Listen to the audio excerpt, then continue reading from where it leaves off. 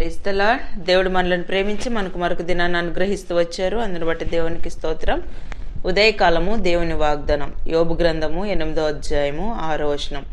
ఆయన నీ యందు శ్రద్ధ నిలిపి నీ నివాస స్థలమును వర్ధిల్ల చేయను. సో దేవుడు మనల్ని ప్రేమించి ఈ దినమంతటి కొరకై ఈ శ్రేష్టమైన ప్రశస్తమైన వాగ్దానాన్ని మనకు అనుగ్రహిస్తూ వచ్చారు.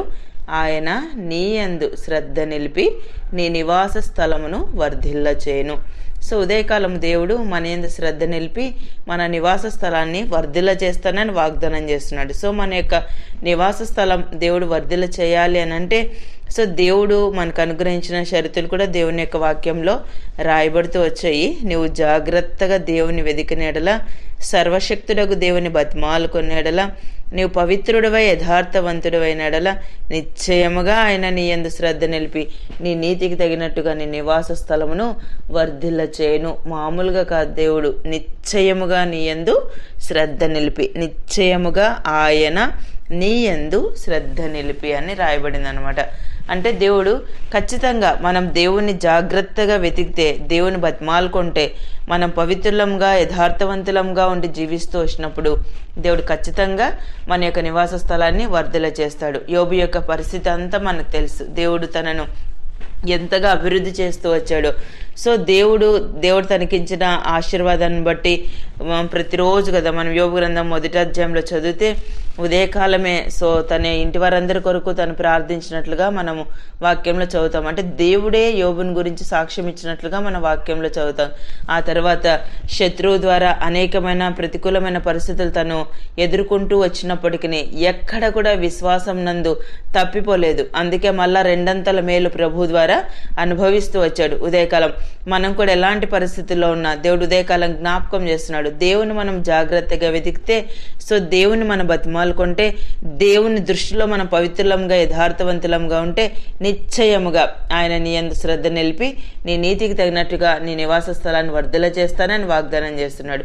2వ సమూయేలు గ్రంథం 5వ అధ్యాయం 10వ వచనం చదివితే దావీదు అంతకంతకు వర్ధిల్లెను, సైన్యములకు అధిపతి యెహోవా అతనికి తోడుగా ఉండేను కదా. దావీదు అంతకంతకు వర్ధిల్లుతూ వచ్చాడు. సో మనం దేవుని యొక్క వాక్యంలో చదివితే దావీదు అంతకంతకు వర్ధిల్లెను అంటే సౌలు అంతకంతకు నీరసిల్లెనని వాక్యంలో రాయబడుతూ వచ్చింది. అంటే దావీదుకి దేవుని యొక్క కృప, దేవుని యొక్క తోడుగా, దేవుడు తనకు తోడుగా ఉంటూ వచ్చాడు కాబట్టి అంతకంతకు వర్ధిల్లుతూ వచ్చాడు. అంటే ప్రతి దావీదు జీవితంలో అంత వర్ధిల్లత లేదు కదా. మనము దావీదు యొక్క అనుభవాలు కూడా దేవుని యొక్క వాక్యంలో చదువుతాం. అనేకమైన ప్రతికూలమైన పరిస్థితుల గుండా, నెమ్మది లేని పరిస్థితుల గుండా, అసమాధానకరమైన పరిస్థితుల గుండా, కలవరంతో కూడిన పరిస్థితుల గుండా, కుటుంబంలోనే సో అశాంతి, నెమ్మది, ఏడుపు, సో అలాంటి పరిస్థితుల గుండా తను వెళ్తూ వచ్చాడు. అయినప్పటికీ దేవుడు తనకు తోడుగా ఉంటూ వచ్చాడు కాబట్టి ఆ పరిస్థితులన్నిటి నుండి దేవుడు తప్పించి తనను అంతకంతకు వర్ధిల్ల చేస్తాడు. సో సౌలు యొక్క చేతిలో నుండి కూడా తనను విడిపించి దావీదును వర్ధిల్ల చేసినట్లుగా మన వాక్యంలో చదువుతాం. దేవుడు మనకు తోడై ఉంటే దేవుడు మనల్ని వర్ధిల్ల చేస్తాడు. అంతేకాదు మన యందు ఆయన శ్రద్ధ నిలుపుతాడు, మన నివాస స్థలాన్ని వర్ధిల్ల చేస్తాడు. సామెతల గ్రంథం 2వ అధ్యాయం 7వ వచనం చదివితే ఆయన యథార్థవంతులను వర్ధిల్ల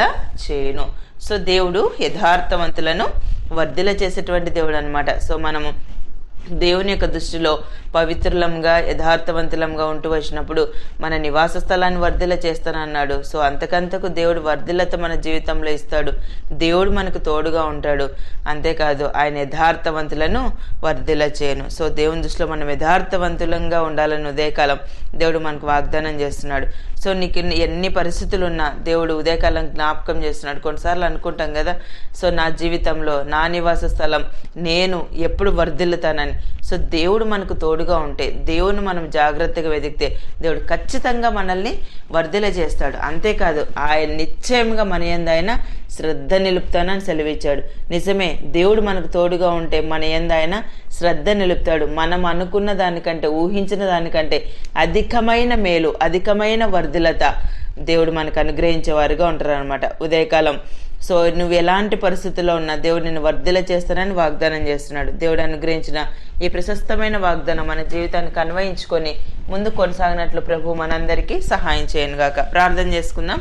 ప్రియమైన తండ్రి, మీకు వందనాలు. యేసయ్య, మమ్మల్ని ప్రేమించి మాకు అనుగ్రహించిన ఈ శ్రేష్టమైన వాగ్దానాన్ని బట్టి స్తుతిస్తున్నాను ప్రభా.